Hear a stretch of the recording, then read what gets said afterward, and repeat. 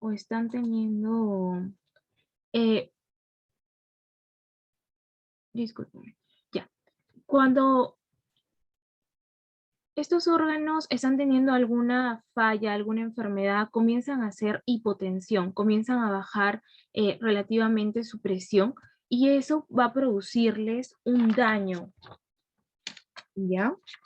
Este daño que se va a producir es muy significativo debido a que va a comprometerlos.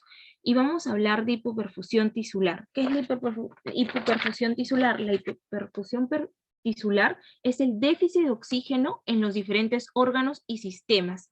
Cuando hay un déficit de oxígeno en los diferentes órganos y sistemas, se va a dar, nuestro cuerpo comienza a hacer respiración anaeróbica. ¿Ya? No, nosotros no hacemos respiración anaeróbica, pero cuando hay déficit de oxígeno, comenzamos. ¿Y qué va a pasar cuando sucede eso? Nos va a llevar a un aumento del lactato y a una predisposición a hacer acidosis metabólica. Más adelante vamos a ver por qué, ¿ya? Entonces, eso es lo que yo quiero que ustedes se lleven. El estado de inestabilidad hemodinámica va a llevar a hipoperfusión tisular y esta hipoperfusión tisular va a ser déficit de oxígeno.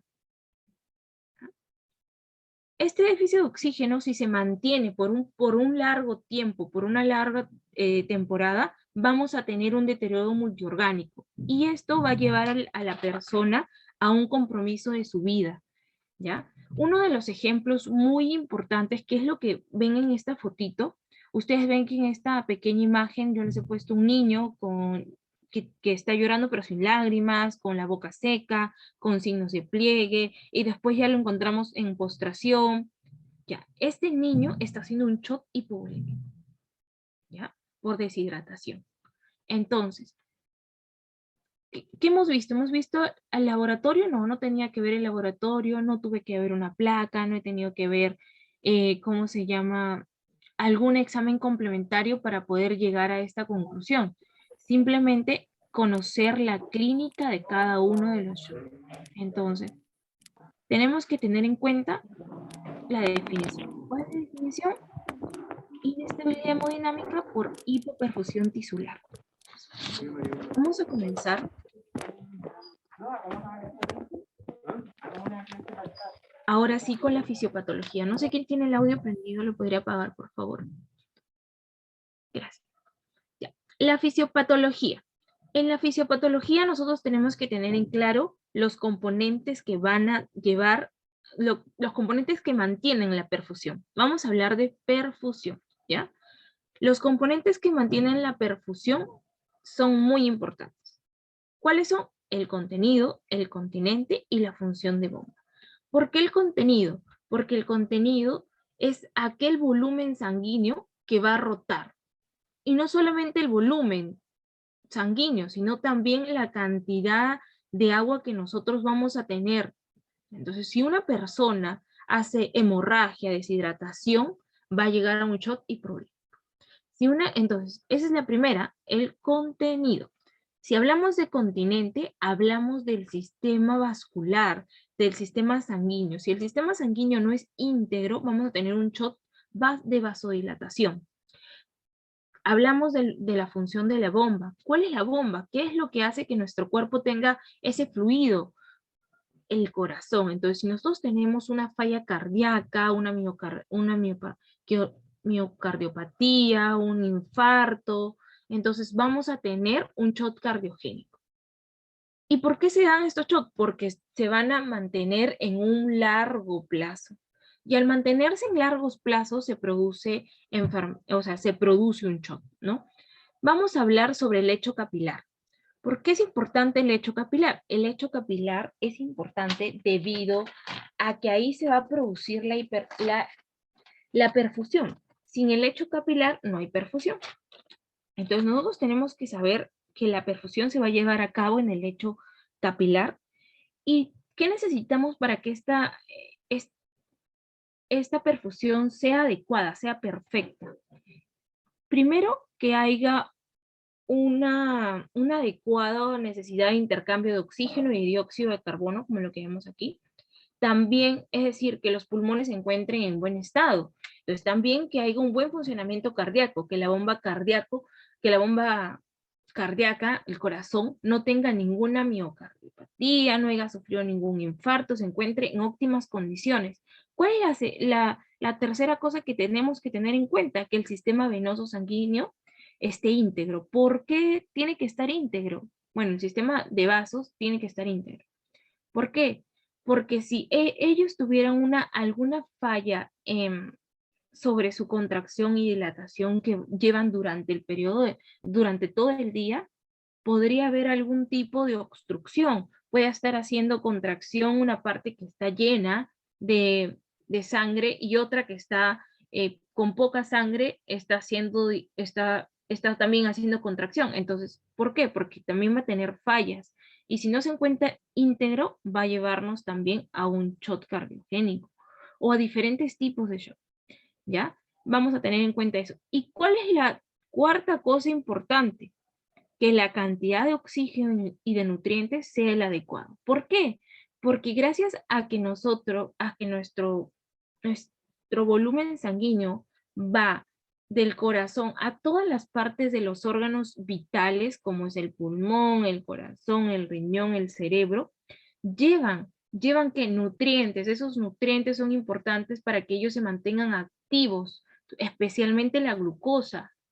Entonces, por esa razón, es importante que podamos saber si tiene una adecuada alimentación. Vamos a suponer que una persona que esté haciendo un shock tenga anemia. Entonces, eso vendría a ser un factor que va a predisponerlo a sufrir una enfermedad y llevarlo a un shock. ¿Ya? Recuerden eso. Ahora, otra cosa que me gustaría que recuerden de esta imagen mucho es el lecho capilar. Miren, aquí se encuentra. En el lecho capilar vamos a tener dos principales variables, ¿ya? ¿Por qué le digo variables? Porque van a cambiar, ¿ya? La presión de la perfusión que garantiza el metabolismo celular aeróbico depende de dos variables importantes, el gasto cardíaco y la resistencia vascular sistémica. En estos momentos vamos a hablar del gasto cardíaco y durante el camino que hablemos del gasto cardíaco van a comprender cuál es la resistencia vascular sistémica. El gasto cardíaco. ¿Qué es el gasto cardíaco? El gasto cardíaco es el volumen minuto. ¿Qué es el volumen minuto? El volumen minuto es aquel que va a bombear, que el corazón bombea por cada latido que da el corazón, bombea una cantidad de sangre. Y eso es el volumen minuto.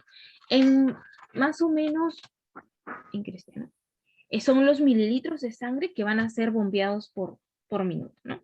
Entonces vamos a tener que el gasto cardíaco, el volumen minuto, ¿ya? A mí me gustaría saber si alguno de ustedes sabe cuánto es el gasto cardíaco.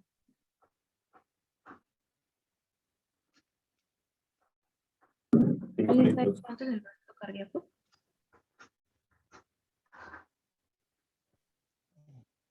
A ver. Bueno. Ya que nadie me dice cuánto es el gasto cardíaco, yo les voy a preguntar ¿a cuánto equivale el volumen sistólico en una persona que pesa 70 kilos?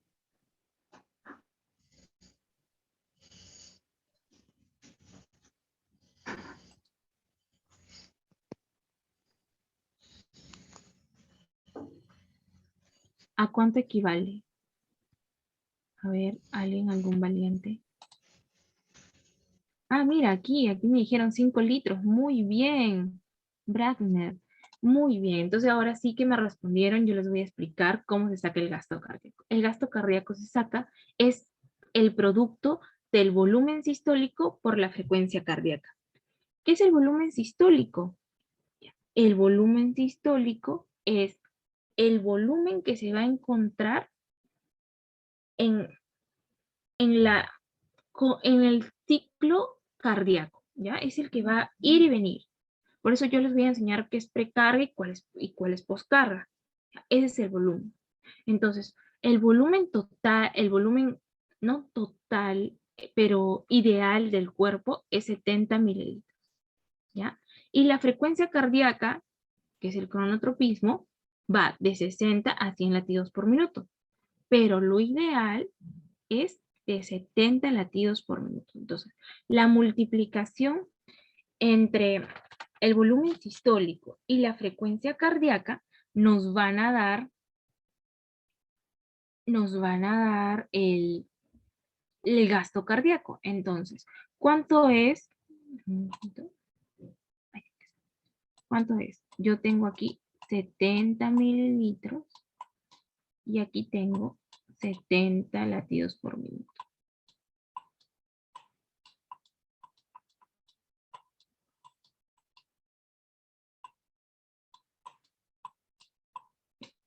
¿A cuánto la multiplicación de ellos, a cuánto equivale?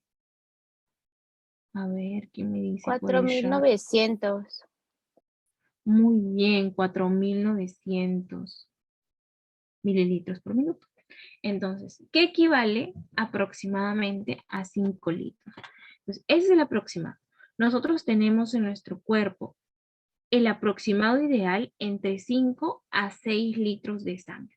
Entonces, vamos a ir aprendiendo más o menos cuál es el volumen sistólico y para qué nos sirve conocer el volumen sistólico dentro de un shock, ¿ya? Porque es muy importante. El gasto cardíaco influye mucho en la mayor cantidad de la fisiología del shock, de cualquiera, cardiogénico, hipovolémico, cualquiera, distributivo, ¿ya? Entonces, primero hay que conocer eso y poder llevarlo a la práctica, ¿no? Entonces, el volumen sistólico va a ser aquel volumen por minuto que va a bombear. ¿Y cómo se hace eso? ¿Cómo produce? Muy bien. Primero conocemos a la precarga. La precarga, ¿ya? Va a ser el volumen telosistólico ventricular. ¿Por qué? Y yo, ¿por qué le digo así? Volumen telosistólico ventricular. Porque eso es lo que va a reflejar, debido a que su principal determinante va a ser el retorno venoso. ¿Qué significa que haya retorno venoso? Que va a haber ingreso, ¿no? Miren aquí lo ven el niño, aquí está, esta es la precarga, va a haber ingreso, va a haber retorno venoso. Entonces la precarga siempre se va a mantener, va a tener el mecanismo de la ley de Starling. ¿Cuál es el mecanismo de la ley de Starling? Todos conocemos la fórmula, pero yo no necesito que recuerden la fórmula. La ley de Starling del corazón dice algo muy práctico que ustedes tienen que recordar, ¿ya? Que es, cuanto más se dilatan las fibras musculares, más fuerte se va a contraer. Cuanto más dilatación haya, más fuerte va a ser la contracción del corazón, ¿ya? Entonces vamos a tener que la precarga va a depender de la gradiente de presiones que va a haber en la cámara auricular, como se ve aquí, ¿no? Y de los vasos periféricos. Esto va a ingresar. Y a eso se le llama precarga, al retorno venoso.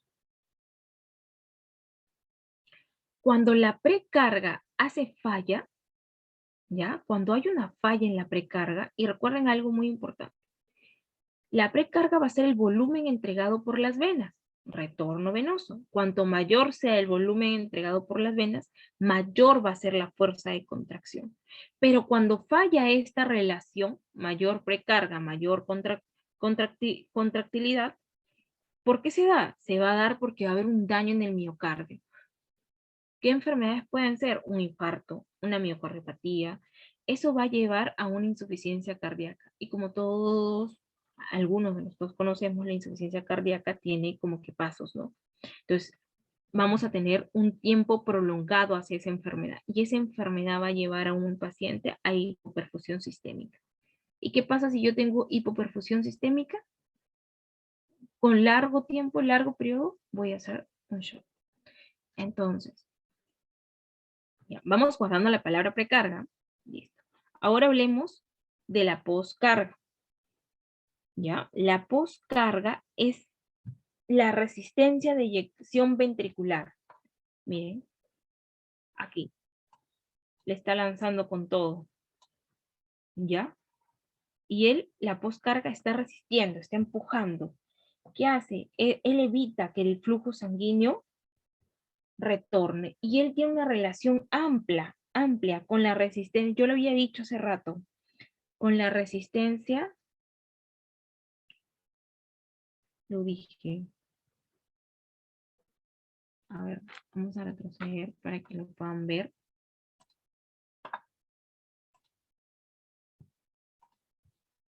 Con la resistencia vascular sistémica. Entonces, la poscarga tiene una relación con la resistencia vascular sistémica, debido a que él va a hacer fuerza, va a resistirse a la eyección ventricular, ¿ya? Y al resistirse a la eyección ventricular, va a activar diferentes mecanismos. Recordemos eso. Otra de las cosas es la contractibilidad. ¿Por qué es importante? La contractibilidad del músculo, del miocardio, le va a estar directamente relacionado con la concentración del calcio intracelular. Y aparte de eso, es la que le va a dar ese empujoncito, no es la que va a cerrar, la que va a hacer que el corazón se exprima, como cuando agarras un limón, ¿no? ¡Plum! ¿Ya? Y eso lo va a ayudar a la salida y también al ingreso, porque hace tanto contracción, pero también se dilata. Entonces va a ser contracción y dilatación, lo que nosotros llamamos sístole, ¿no? Y hablemos de la frecuencia cardíaca. ¿Por qué la frecuencia cardíaca es importante? Porque nosotros lo medimos latido por minuto y se llama cronotropismo. El latido por minuto está, bueno, va a estar controlado por el sistema nervioso autónomo. ¿Por qué? Porque es un control de reflejo, ¿ya? El sistema nervioso autónomo tiene control de reflejo. ¿Y por qué está también muy relacionado con la contractibilidad? Porque el sistema nervioso autónomo tiene a su cargo el sistema nervioso simpático y el sistema nervioso parasimpático. ¿Y en qué nos ayuda esto? Bueno, yo les cuento que que los vasos sanguíneos, nosotros tenemos vasos sanguíneos por todo nuestro cuerpo, ya es extenso ya, pero el volumen sanguíneo que nosotros tenemos, ¿de cuánto es? De solamente 5 litros.